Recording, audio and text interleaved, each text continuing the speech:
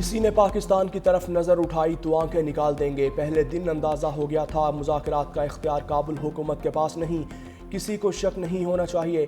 طالبان نے بھارت کی پراکسی جنگ شروع کی ہے۔ وزیر دفاع خواجہ آصف کا دو ٹوک پیغام، کہا کابل میں بیٹھے جو تار کھینچ رہے تھے ان کا پتلی تماشا دلی سے کنٹرول ہو رہا تھا۔ پاکستان سے جنگ میں بھارت نے جو ہزیمت اٹھائی اب کابل کے ذریعے تلافی کی کوشش میں ہے۔ طالبان کا پورے افغانستان پر کنٹرول نہیں۔ ایک گروپ کی زبانی یقین دہانیوں پر کتنا بھروسہ کر سکتے ہیں؟ جب سے افغان طالبان حکومت میں آئے ہیں ہمارے بچے شہید ہو رہے ہیں۔ کالعدم ٹی ٹی پی سے کوئی بات نہیں ہوگی۔ ماضی میں بھی جنہوں نے طالبان کی حمایت کی ان پر مقدمہ چلنا چاہیے۔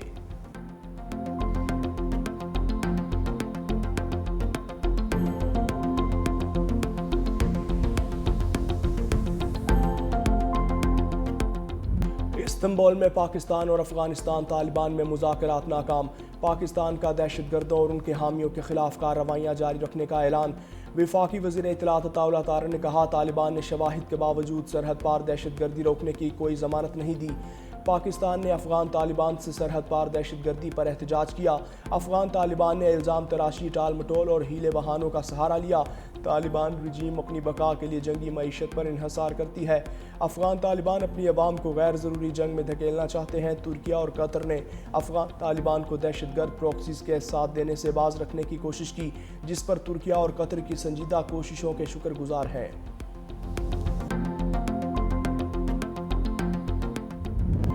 امریکی صدر ڈونلڈ ٹرمپ کی ایک بار پھر وزیر اعظم شہباز شریف اور فیلڈ مارشل عاصم منیر کی تعریف۔ امریکی صدر نے کہا پاکستانی وزیر اعظم ایک عظیم انسان ہے۔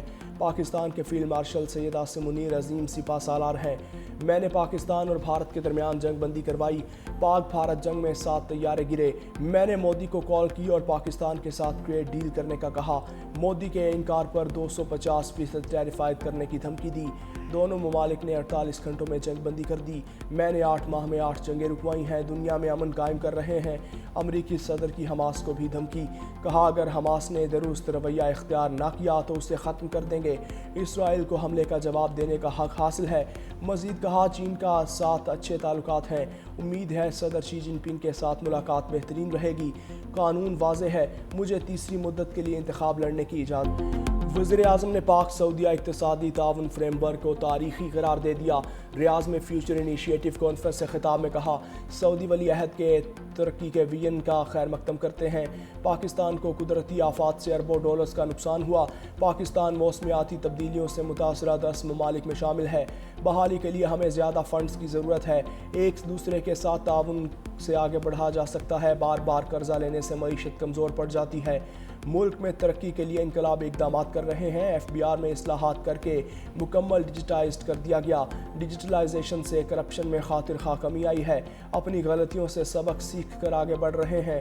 صنعتی اصلاحات کی جا رہی ہیں۔ اے آئی سمیت جدید ٹیکنالوجی میں تیزی سے آگے بڑھ رہے ہیں۔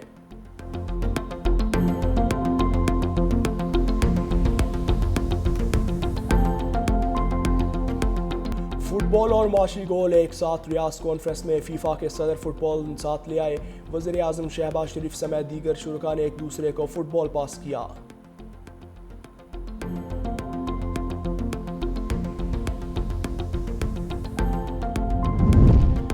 سپریم کورٹ کے آئینی بینچ نے شبلی فراز کی اپیل پر پشاور ہائی کورٹ کا فیصلہ کالعدم قرار دے دیا۔ شبلی فراز کی خالی سیٹ پر سینیٹ الیکشن روکنے کی استدعا مسترد۔ دوران سماعت عدالت نے قرار دیا سینیٹ الیکشن میں مداخلت نہیں کریں گے۔ جسٹس حسن اظہر رضوی نے استفسار کیا جب امیدوار نامزد کر دیا تو حکم امتناع کیوں مانگ رہے ہیں؟ عدالت کی پشاور ہائی کورٹ کو شبلی فراز کی زیر التوا درخواست پر فیصلہ کرنے کی ہدایت۔ شبلی فراز کی خالی نشست پر سینیٹ کے انتخابات کل ہوں گے۔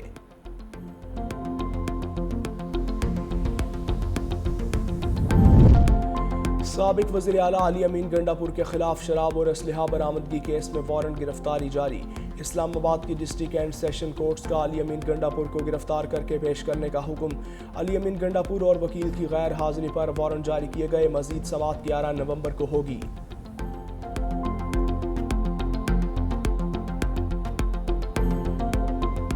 لاہور میں اسموک کا راج برقرار، لاہور دنیا کے آلودہ ترین شہروں کی فہرست میں بدستور پہلے نمبر پر موجود۔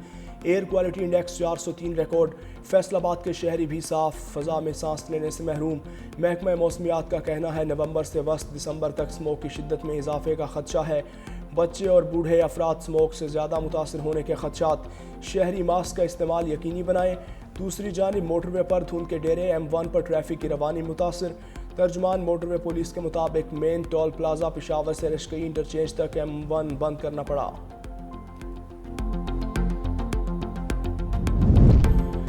وزیر اعلیٰ پنجاب مریم نواز سے امریکی قونصل جنرل اسٹیٹسن سینڈرس کی ملاقات۔ وزیر اعلیٰ مریم نواز کی امریکی سرمایہ کاروں کو پنجاب میں شاندار مواقع سے فائدہ اٹھانے کی دعوت۔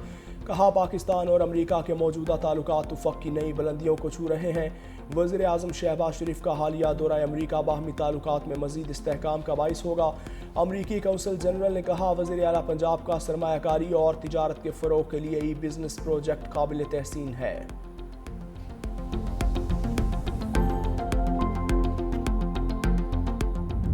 آزاد کشمیر میں حکومت سازی کے لیے بڑی سیاسی گیم، پیپلز پارٹی اور مسلم لیگ نون کے رہنماؤں نے عدم اعتماد کی تحریک پر دستخط کر دیے۔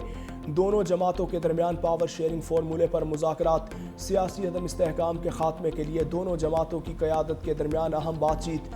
مسلم لیگ نون کا کہنا ہے وزیر اعظم انوار الحق کے خلاف تحریک عدم اعتماد میں ڈنکے کی چوٹ پر ووٹ دیں گے۔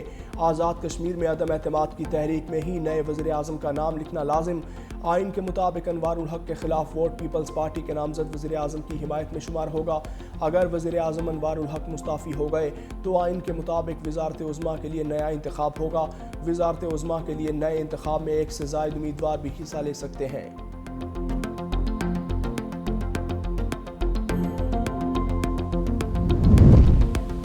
سندھ کے سینئر وزیر شرجیل انعام میمن کی زیر صدارت ذیلی کمیٹی برائے کفایت جاری کا اہم اجلاس۔ سینئر صوبائی وزیر شرجیل میمن نے کہا وزیر اعلیٰ سندھ کی ہدایت کے مطابق تمام محکموں کو اپنے اخراجات میں کمی اور مالی نظم و ضبط پر عمل درآمد یقینی بنانا ہوگا۔ سرکاری گاڑیوں کے ذاتی استعمال یا غیر مجاز مقاصد کے خلاف سخت کارروائی عمل میں لائی جائے۔ سرکاری گاڑیوں کی خریداری، مرمت اور استعمال کے تمام مراحل میں شفافیت یقینی بنائی جائے گی۔ جن محکموں کو گاڑیوں کی اشد ضرورت ہے انہیں سہولت دی جائے گی۔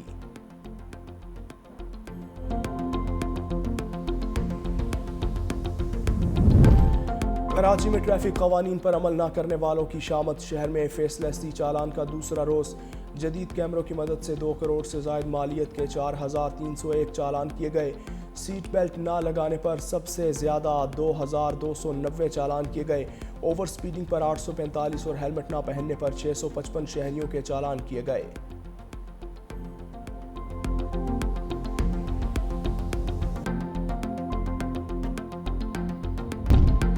برمنگھم ایئرپورٹ پر 67 سالہ پاکستانی خاتون کے سوٹ کیس سے 25 کلو ہیروئن برآمد۔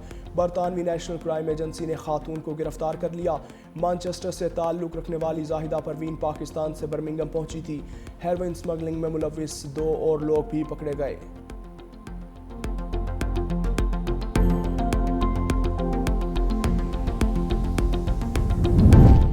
بھارتی پروپیگنڈا مشینری اپنی پراکسی فتنہ الخارج کی سپورٹ میں کھل کر سامنے آ گئی۔ پاکستان کی سیکیورٹی فورسز کے خلاف بھارتی اور افغان اکاؤنٹس کی جھوٹ پھیلانے کی مذموم سازش کا پردہ چاک ہو گیا۔ ہندوستانی پروپیگنڈا اکاؤنٹس کا پاک فوج کے کچھ جوانوں کی طالبان میں شمولیت اختیار کرنے کا جھوٹا دعویٰ۔ فتنہ الخارج TTP کے میڈیا ونگ کا حوالہ دیا گیا۔ بھارتی اور افغان اکاؤنٹ سے منسلک پروپیگنڈا نیٹ ورکس کی تخریب کار مودی کی ایما پر منظم مہم چلانے کی کوشش، پاکستان نے دعویٰ سختی سے مسترد کر دیا۔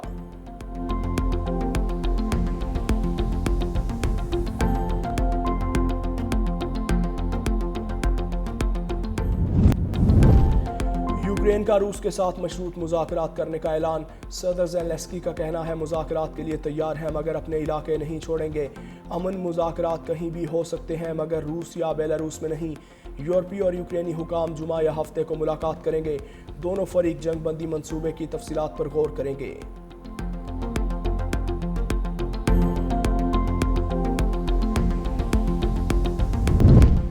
امریکہ سے جرمنی جانے والی پرواز میں بھارتی شہری کا مسافروں پر حملہ، 2 لڑکوں کو زخمی کر دیا۔ امریکی میڈیا کے مطابق بھارتی شہری نے عملے کے رکن اور ایک خاتون مسافر کو تھپڑ مارنے کی کوشش بھی کی۔ طیارے کو ہنگامی طور پر بوسٹن میں اتارنا پڑا۔ الزام ثابت ہونے پر ملزم کو 10 سال قید اور $2.5 لاکھ تک جرمانے کی سزا ہو سکتی ہے۔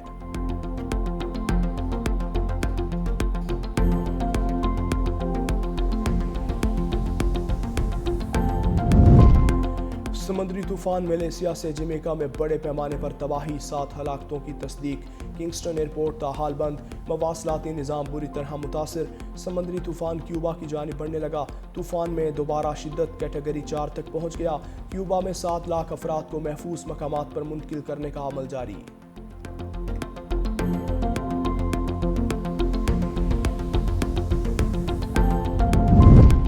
بھارت میں سمندری طوفان مونتا کے پیش نظر ساحلی شہر کناڈا کے اسکول بند۔ بھارتی محکمہ موسمیات کی آندھرا پردیش کے 19 اضلاع میں شدید بارش کی پیشگوئی، ریڈ الرٹ بھی جاری۔ ریاست میں اسکولز اور کالجز کو 2 روز کے لیے بند رکھنے کا حکم، 32,000 افراد کی محفوظ مقامات پر منتقلی جاری۔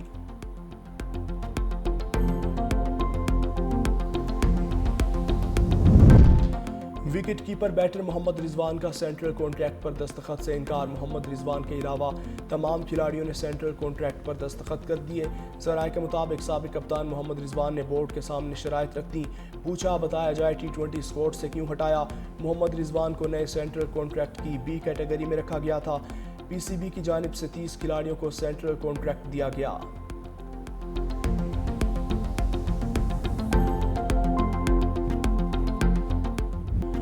اور جنوبی افریقہ نے پہلے T20 میں پاکستان کو 55 رن سے شکست دے دی۔ قومی ٹیم بولنگ اور بیٹنگ دونوں شعبوں میں بری طرح فلوپ۔